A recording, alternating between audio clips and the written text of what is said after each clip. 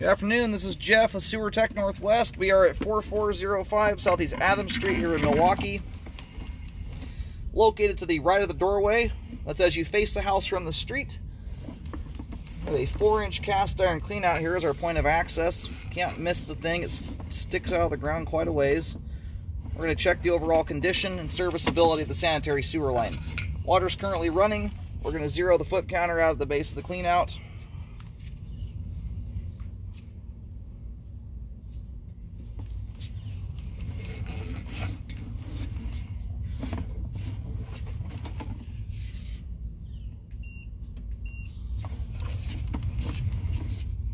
Alright, got root intrusions right there, right as we drop in. We just transitioned there. And at first glance, that looks like ABS. However, this is one of those fun parts of town that does periodically have Orangeburg.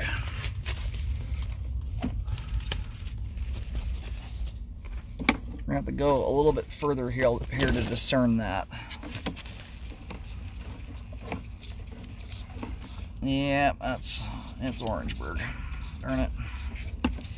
So what Orangeburg is it's a tar paper sewer line. I've been doing this 13 years. I've cambered about 24 or 5,000 sewer lines, and I can honestly tell you, Orangeburg is about the worst pipe ever made. This one so far has actually stayed relatively in round. Usually when I scope this stuff, it is crushed to the point where I can barely get my camera through it. But it's made out of layers of cardboard and tar.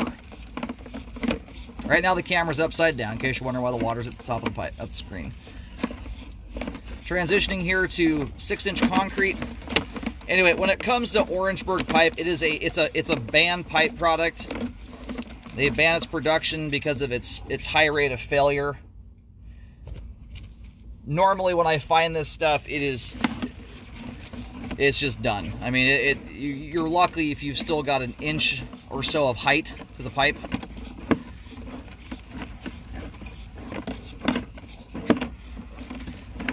So anytime I see it, it's something I always recommend fixing. Does that mean it's not going to function to some extent? No, but it's just not a pipe material that, generally speaking, you can depend on.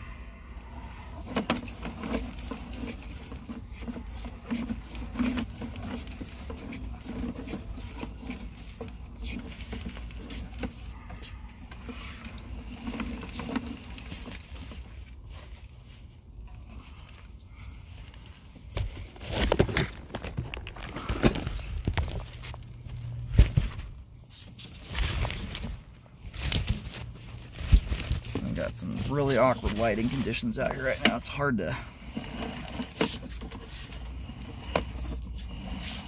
see here. Combined with a lot of cobwebs that are gunking my camera lens up.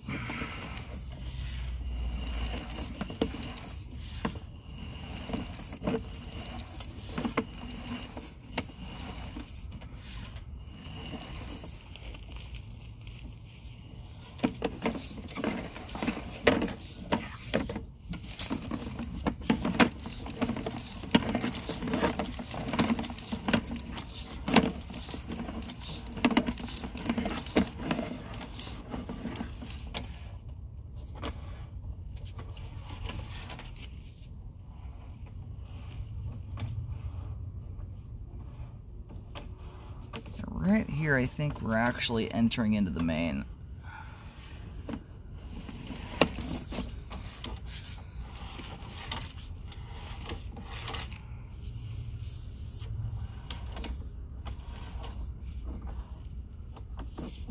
Alright, I'm going to zip the camera out of the line really quick here. I've got so much gunk on my camera lens, it's hard to even see anything.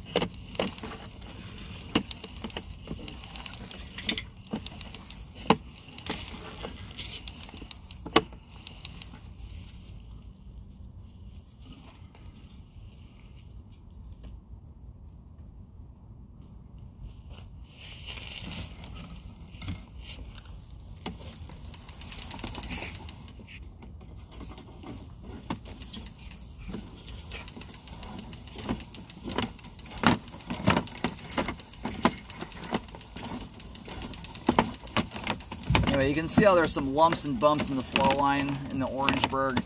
What that is moisture intrudes in between the layers of the Orangeburg, and you get blisters in it.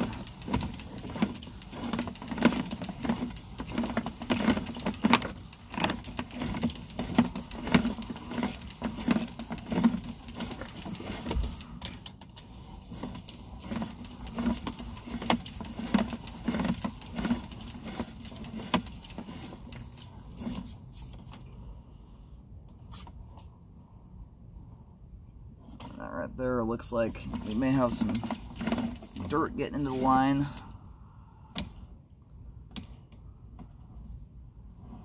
I think right here, once I get past this point, I have a heck of a time getting the camera to run. It almost feels like this might be the connection to the main here. Oh, here we go. I see what happened. It looks like we passed straight through the manhole out the other side.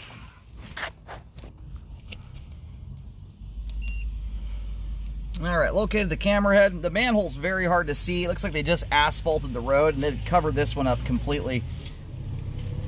If you're standing in the road facing the front of the house, the line orients to the right side of the property. There's a manhole that lines up fairly well with the right side property line. If you go walk out in the street, look really carefully. Although I did put a green paint marking down here just for reference. You'll see that there's a manhole that's been asphalted over.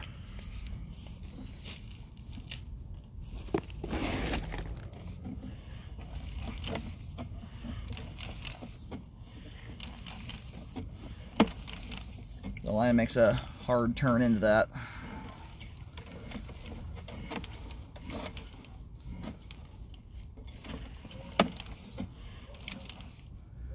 That joint just before the main there looks pretty beat up.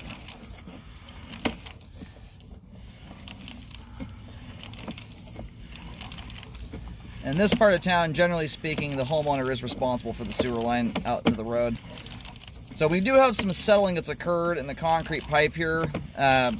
It's hard to say if it is totally due to just good old-fashioned settling due to uncompacted soil. The thing that's a little more concerning about settling in concrete pipe versus modern-day plastic sewer lines that can settle to quite an extent and remain intact. Concrete pipe is not flexible, so when it does settle, it's not uncommon for it to be related to pipe joints that are starting to fail and allowing moisture to seep through, which drags groundwater, dirt with it. Like that stuff protruding from the joint right there appears to be some dirt. And I'm going to review some of this video at home in better lighting. I've got some terrible light glare on my screen right now. It appears you may have some dirt coming through that joint too. So the reason it's something that I like to see people get ahead of nowadays is a lot of this stuff can be dealt with trenchlessly as long as you don't let the line get too far gone. If you let the line wear out to the point where you end up with significant levels of standing water in it, you lose the ability to do a trenchless epoxy liner. So being that we already have Orangeburg pipe in the line here, this stuff I do recommend updating. Generally, a lot of at least some of the liner guys I've talked to say when they put those liners in there, they can often pressurize and open them up to the point where they push out some of the blisters and put the pipe back into a much rounder shape. That would be my suggestion here. If you're going to go to the level of updating out to this point here at 38 feet, my opinion, on old lines like this, I really don't like seeing spot repairs done. To me, it's kind of a waste of time when you're going to have to deal with the rest of the line in the not terribly distant future. As far as doing something like a trenchless liner goes, it becomes more and more cost effective the further you go, because there is a setup fee involved with that that's the same whether you line 4 feet of pipe versus 70 feet. So that's my 2 cents on it. There's, as it sits right now, the standing water is not ultra significant, but it's often a sign in concrete pipe that your joints are starting to fail and they're allowing groundwater and dirt to seep through them, which leads to slow but sure hydro erosion. So if you let the thing sit for too long, you come back, maybe even 5 years from now, and you end up with an inch of standing water in the line, you lose the ability to do a liner. And I just had one of these recently where someone's $5,000 liner, they took a credit on, didn't do the fix on it. They got 3 years down the road. A little bit different scenario. They had some roots that they cut out rather than fix. which unclogged the pipe joints and allowed the line to fairly rapidly settle, and it resulted in a quadrupling of repair price. They had to dig the line up versus doing a liner on it. So that's where, with the advent of epoxy liners nowadays, when you can do this stuff trenchlessly, it's often significantly cheaper and a much smaller headache to deal with. And the other reason I think this is one worth getting ahead of, don't get me wrong, this is not the worst concrete line I've ever seen, but this line travels under a very large amount of roadway. You've probably got, I'm going to push out here a little bit, I'm going to locate about just before it turns, but you've got like 40 feet of sewer pipe under the road. So it's a more expensive repair to deal with than the average line. Most lines you're only cutting maybe 15 feet into the street. This one has kind of a funky trajectory. It looks like the main lateral may not have come all the way up the street at one point, which is why they had to go so far out of the way here to get to the manhole. And the line it's a fairly deep sewer line. Doesn't look like a lot of grade they had to work with back in the day. Now that locate I just got out there at the sidewalk's about 7 feet deep, and I'm getting, oh, maybe 7 foot 5, 7 foot 7 inches deep at the main. It's a fairly deep line. But it doesn't have a ton of grade to work with. Anyway, where this transition is at is just on the other side of the sidewalk. It's like right there, that's the pipe bottom. Right now, the bottom of the line's at the top of the screen right now. That's a blister that's opened up there. Got a hole forming in the bottom of the pipe.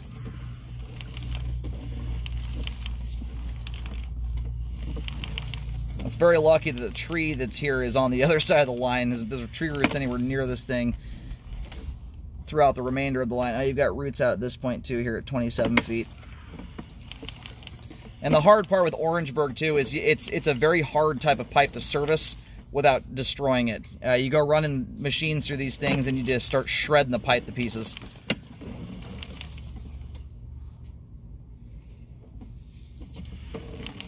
That would be my suggestion here. There's little enough standing water in the line right now that I think this is something that can be done trenchlessly.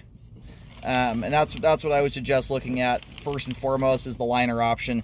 Even if you've got a little bit of a oval shape like you've got here, when you look at the cost savings you typically get out of those, a little bit of diameter loss there is not a huge deal. You've still got a 4-inch wide pipe by probably 3.5 inches tall, so you've got plenty of diameter to work with there. I hate to see this turn into something else down the road much further, where you're looking at trenching up 74 feet of pipe and you've got a good portion of it that's out there in the roadway. It runs at kind of a hard angle. I'll try and show that when I pull the camera out here in just a second.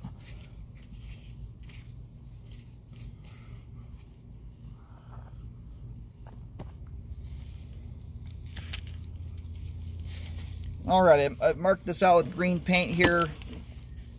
You're about 3 foot 8 inches deep at the transition joint. I pushed out there while the monitor was paused, getting our locate going through the yard. And by the time you hit the main out there, you're around 7.5 feet. Cast iron still in decent shape, has good flow to it. Overall, the flow through the line as it sits right now, especially being that the roots are on the smaller end, and I don't know if anyone's tried to service the line and cut some of those roots back or not. It's kind of hard to say.